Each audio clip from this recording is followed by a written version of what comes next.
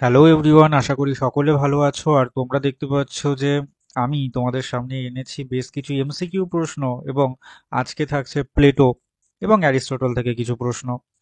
তো আজকে যে বিষয়টা নিয়ে আলোচনা করা হবে সেটা সম্পর্কে তো জানিয়ে দিলাম যে প্লেটো এবং অ্যারিস্টটল বিষয়ক আলোচনা। এবং তোমরা দেখতেই পাচ্ছ যে আজকে ক্লাস হচ্ছে 21, অর্থাৎ এমসিকিউ প্রশ্নের 21। আর তাহলে ধরেই নাও যে হচ্ছে এর আগে কিন্তু 20টা পার্ট বা 20টা ক্লাস কিন্তু হয়ে গেছে। যারা এখন অবধি দেখোনি তাদেরকে রিকোয়েস্ট করবো যে তোমরা সেই পার্টগুলো তোমরা অবশ্যই দেখো।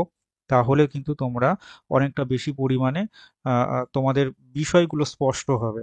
তোমরা যে প্ল্যাটফর্মে রয়েছে সেই প্ল্যাটফর্মের নাম হলো ইয়োর ফিলসফি, এবং এটাই একমাত্র free online learning platform West বেঙ্গলে যেখানে সম্পূর্ণ সিলেবাসটা কমপ্লিট করানো হচ্ছে।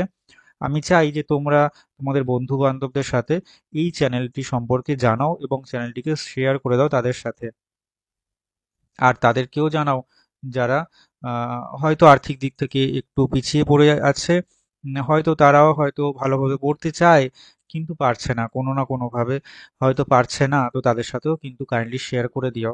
এটা মনে হয় যে উম, প্রায় উম, মানে তোমারও হয়তো একটা প্রকার দায়িত্ব যে তুমিও হয়তো একটু শেয়ার করে দিলে তাদের সাথে যারা সত্যিকারের নিডি। আমি হলাম প্রেজেন্টার, এবং তোমাদেরকে একই সাথে এটাও জানিয়ে রাখি যে হচ্ছে তোমরা ইউটিউব চ্যানেলকে তো অবশ্যই সাবস্ক্রাইব করছো, সেটা আমি দেখতে পাচ্ছি। ভিডিওগুলো দেখতে থাকো। আর হচ্ছে টেলিগ্রামে কিন্তু অবশ্যই জয়েন করে করো, কারণ ওখানে কিন্তু প্রশ্ন আলোচনা হচ্ছে, এবং ওই এমসিকিউ প্রশ্নগুলোর বা ওই এমসিকিউ প্রশ্নের ধাঁচগুলো কিন্তু খুবই গুরুত্বপূর্ণ।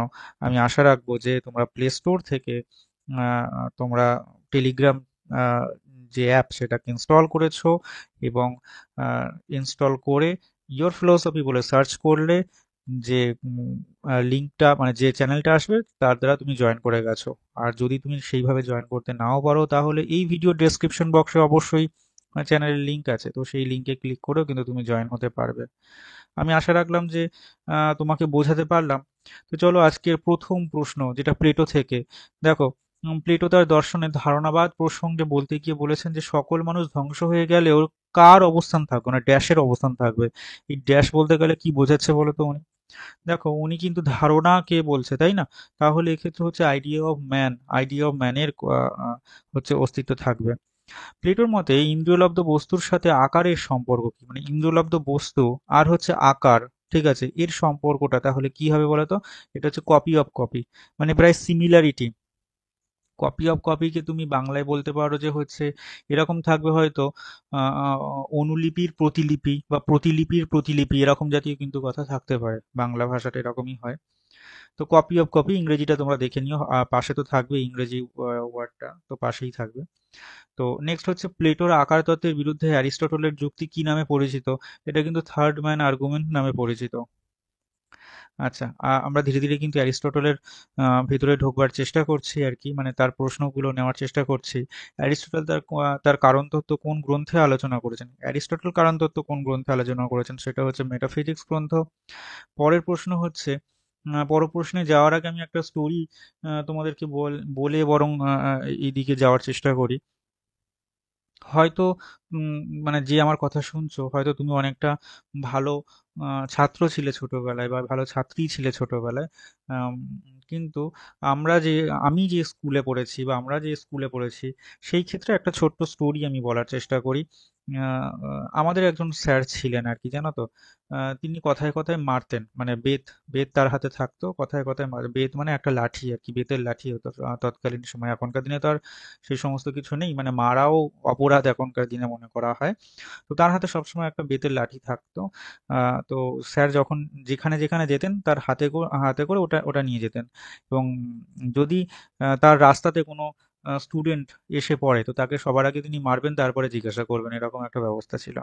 তো আমরা তাকে খুব ভালোবেসেই তাকে আমরা বলে ডাকতাম যে হিটলার। আমরা এমনটাই বলতাম যে হিটলার স্যার আসছে, সবাই পালিয়ে যাও। তো পালাও পালাও পালাও পালাও করে আমরা সবাই যে যার ঘরে চলে যেতাম, লুকিয়ে পড়তাম। এরকম একটা ভয় কাজ করতো, আতঙ্ক কাজ করতো আমাদের মধ্যে। তো যাই হোক, আমরা টিচারকে এরকম একটা নাম দিয়ে দিয়েছিলাম। তো এইরকম যে নাম দেওয়ার প্রথা, কিন্তু মানে মানে আমরা দিয়েছি বা মানে একদম কি বলবো, মানে আশ্চর্যজনক বিষয়, আমরাই প্রথম করে ফেলেছি এমনটা নয়, আগেও কিন্তু এমনটা হতো। অ্যারিস্টটল এমনই একজন টিচার ছিলেন। আচ্ছা, তার আগে আমি বলে রাখি যে গতকাল তো আলোচনা করলাম যে হচ্ছে প্লেটো একাডেমি চালু করেছেন। একটা একটা কি বলবো, একাডেমি হচ্ছে একটা একটা শিক্ষা প্রতিষ্ঠান, কিন্তু প্লেটো মারা গেছেন। ঠিক আছে, এবার প্লেটো মারা যাওয়ার পরে তার ভাইয়ের ছেলে কিংবা দাদার ছেলে যেই হবে আমি ঠিক বলতে পারছি না, নাম ছিল হচ্ছে স্পিউসিপাস। তো স্পিউসিপাস যিনি যার নাম ছিল, তিনি কিন্তু তার সাথে অ্যারিস্টটলের একটা মতের অমিল হয়। ঠিক আছে, তো এই মতের অমিল হওয়ার ফলে কিন্তু ওই ইয়ে থেকে মানে ওই ওই একাডেমি ছেড়ে কিন্তু অ্যারিস্টটল চলে আসেন, এবং চলে আসার পরে কিন্তু নিজে একটা একটা শিক্ষা প্রতিষ্ঠান তৈরি করেন, এবং সেখানে তিনি তখন শিক্ষক হয়ে যান। এবং সেই সময়কালের কথা বলছি, যখন তিনি অ্যাজ এ টিচার, তিনি কিন্তু মানে এমনটা নয় যে চেয়ারে বসে বসে পড়াচ্ছেন, তিনি কি করতেন, তিনি ঘুরে ঘুরে পড়াতেন। মানে স্টুডেন্টরা হয়তো বসে আছে, তার পাশ থেকে হেঁটে হেঁটে হেঁটে হেঁটে ঘুরে ঘুরে ঘুরে ঘুরে তিনি পড়াচ্ছেন। তো তার জন্য মানে তার অভ্যাসটাই এরকমই ছিল যে যে তিনি বসবেন না, তিনি ঘুরে ঘুরে পড়াতেন। তো এই যে ঘুরে ঘুরে পড়ানোর জন্য তাকে পেরিপ্যাটেটিক বলা হতো, যাকে বাংলা ভাষায় হয়তো পরিব্রাজক ছাত্র এরকমই একটা হয়তো বাংলা ভাষা আসবে। তো এটা তাকে বলা হতো, মানে তার তার তার ছাত্ররাই তাকে নাম দিয়ে দিয়েছিল কি না, সেটা যে পেরিপ্যাটেটিক। ঠিক আছে, অ্যারিস্টটলের ছাত্ররা অ্যারিস্টটলকে এরকম নাম দিয়ে দিয়েছে যে হচ্ছে পেরিপ্যাটেটিক। তাহলে পেরিপ্যাটেটিক ছাত্র নামে কে পরিচিত ছিল? উত্তর হচ্ছে কিন্তু অ্যারিস্টটল। ঠিক আছে, আমি আশা রাখি এই বিষয়টা বোঝাতে পারলাম। আচ্ছা, পরের প্রশ্ন হচ্ছে ডিকটাম ডিও ওমনি এটি নলো, ন্যায় প্রসঙ্গে ন্যায় অনুমান প্রসঙ্গে এরূপ উক্তি কে করেছেন? তোমরা জানো যে হচ্ছে অ্যারিস্টটল কিন্তু তার আহ, মানে পাশ্চাত্য দর্শনে উম, যদি বলা যায় হচ্ছে ন্যায়ের ফাউন্ডার। ঠিক আছে, তাহলে তাকে কিন্তু অ্যারিস্টটলই আমরা আমরা নাম আমরা জানি আর কি। তো তিনি কিন্তু ন্যায় অনুমান প্রসঙ্গে, অবরোহ অনুমান প্রসঙ্গে কিন্তু এই কথাটি বলছেন। নেক্সট হচ্ছে অ্যারিস্টটল কতগুলো ক্যাটাগরির কথা বলেছেন? উত্তর হচ্ছে 10টা। এবার দেখে নেওয়া যাক যে হচ্ছে সেই ক্যাটাগরিগুলো কি কি। দেখো, দ্রব্য, পরিমাণ, গুণ, সম্বন্ধ, স্থান, কাল, অবস্থান, পর্যায়, ক্রিয়া ও নিষ্ক্রিয়তা, এইগুলো হচ্ছে কিন্তু তোমার ক্যাটেগরি। পরীক্ষার সময় এরকম প্রশ্ন আসতেই পারে যে এগুলো ক্রমানুসারে তো দেবে না। ধরো এমনটা দিল যে হচ্ছে বলে দিল যে কোনটি নয়, তাহলে এরা দ্রব্য, পরিমাণ, গুণ, সম্বন্ধ দিল, মাঝখানে হয়তো গুণের বদলে হয়তো অন্য কোনো একটা ওয়ার্ড দিয়ে দিল। ঠিক আছে, যে ওয়ার্ডটা হয়তো এইটুকুর মধ্যে নেই। এবার এরকম এক এক দুই তিন চার বা ক খ গ ঘ করে দেওয়া রয়েছে, তার মধ্যে কোনটা নয় বা কোনটা সঠিক নয় বা কোনটা ভুল সেটাকে নির্বাচন করতে বলা হতে পারে। তখন কিন্তু তোমাকে নির্বাচন করতে হবে যে কোনটা সঠিক নয়।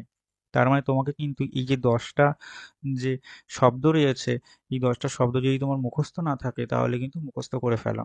এবার এই 10টা শব্দ মুখস্থ করবার একটা সহজ পদ্ধতি হচ্ছে, আমি তোমাকে বলে রাখি, বেনি আসহ কলা কিন্তু তোমরা ছোটবেলায় পড়েছো, আমিও পড়েছি। বেনি আসহ কলা মানে বয়েকার মানে বেগুনি, এরকম কথা কিন্তু আমরা জানতাম। তো এই যে দ্রব্য, এই যে দ্র, প, গয় হ্রস্ব এরকম দিয়ে প্রথম কিছু শব্দগুলো দিয়ে একটা একটা শব্দ বানিয়ে নাও। ঠিক আছে, একটা শব্দ বানিয়ে নাও, সেই বানিয়ে নিলে কিন্তু তোমার এই পুরো যে বিষয়টা, তাহলে কিন্তু সবটা তোমার কাছে চলে আসবে। ঠিক আছে, এইভাবে কিন্তু সিকোয়েন্স গুলো কিন্তু পড়া হয়, খুব সহজেই পড়া যেতে পারে। তো এই বিষয়টা একটু খেয়াল রেখো, একবার নিজের খাতায় যখন এটা লিখছো তখন একই সাথে এটা একটু পজ করে, ভিডিওটা একটু পজ করে এইটাও কিন্তু একবার লিখে নাও, লিখে নিয়ে দেখো তো দেখি কেমন লাগছে, মানে তুমি কতটা পরিমাণে তুমি পারছো। যদি সেরকমটা মনে হয় যে সম্পূর্ণ 10টা শব্দ একসাথে উচ্চারণ করতে খুব কঠিন লাগছে, তাহলে তিনটে তিনটে করে বা চারটে চারটে করে ভাগ করে নাও। ঠিক আছে, সেইভাবেও কিন্তু করা যেতে পারে, একটু ভাগ ভাগ করে নিয়েও কিন্তু বলা যেতে পারে, এইভাবে কিন্তু হয়। নেক্সট হচ্ছে অ্যারিস্টটলের আদি দর্শনের নাম কি? সেটা হচ্ছে তুমি জানো, মেটাফিজিক্স। নেক্সট হলো নিম্নলিখিতের মধ্যে কোনটি অ্যারিস্টটলের কারণ নয়? দেখো, কারণ নয় হচ্ছে কার্যকারণ। কি কি আছে? উপাদান, নিমিত্ত, আকারগত কারণ, আর হচ্ছে ফাইনাল কজ বা হচ্ছে পরম কারণ। তাই না? এবার অ্যারিস্টটল কোন দুটিকে মুখ্য কারণ বলেছে? খুব বেসিক প্রশ্ন, তাই না? মানে এগুলো খুব বেসিক, আমি জানি তোমাদের প্রায় ঠোঁটের গোড়ায় লেগে থাকে, মানে জাস্ট জিজ্ঞাসা করলেই পারে ছেলেমেয়েরা। এই আর কি, অ্যারিস্টটল কোন দুটি কারণকে মুখ্য কারণ বলেছে? আকারগত কারণ আর হচ্ছে উপাদান কারণকে কিন্তু মুখ্য কারণ বলেছে। দেখো, আমি তোমাদের যতটুকু বললাম, আমি আশা রাখছি যে হয়তো হয়তোবা যৎকিঞ্চিৎ হয়তো উপকার হলেও হতে পারে। আর যদি তোমরা সবটা জেনে থাকো তাহলে আমি এটাও আশা রাখছি যে আহ, ও- আর এক প্রকার হয়তো রিভাইজ হলো। তো এতটুকু দেখবার জন্য তোমাদেরকে অনেকটা ধন্যবাদ। সবাই ভালো থেকো, সুস্থ থেকো, নিজের খেয়াল রেখো, নিজেদের পরিবারের খেয়াল রাখো। দেখা হবে পরের দিনকে আরো একটা ভালো ভিডিও নিয়ে। ততক্ষণের জন্য আহ, সবাই সুস্থ থেকো এবং ধন্যবাদ।